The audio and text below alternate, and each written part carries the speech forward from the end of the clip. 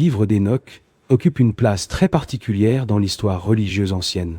Il ne fait pas partie du canon biblique de la plupart des traditions juives et chrétiennes, et pourtant, il a exercé une grande influence à différentes périodes de l'histoire. Certains textes du Nouveau Testament montrent une familiarité avec des idées présentes dans ce livre. Par exemple, la lettre de Jude mentionne une prophétie attribuée à Hénoch. Jude, chapitre 1, versets 14 et 15, cite une tradition qui reflète directement des passages préservés dans le livre d'Hénoch.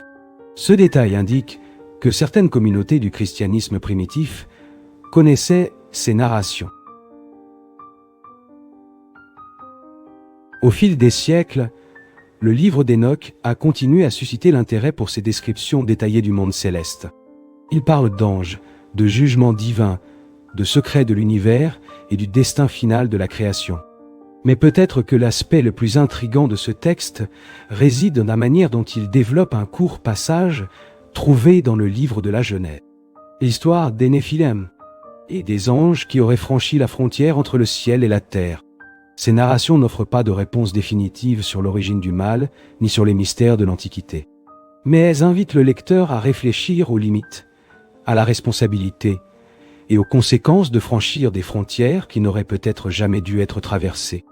Ainsi, le livre d'Hénoch demeure l'un des documents les plus fascinants conservés dans les traditions anciennes. Un texte qui continue de susciter des questions sur les secrets oubliés de l'histoire spirituelle de l'humanité. Le passé ne disparaît pas, il reste gravé dans des monuments anciens, dans des textes et dans des récits qui ont traversé les siècles.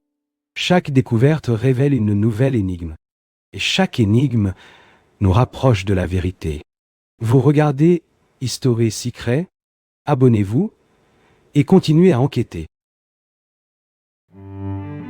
Car certains secrets de l'histoire attendent encore d'être révélés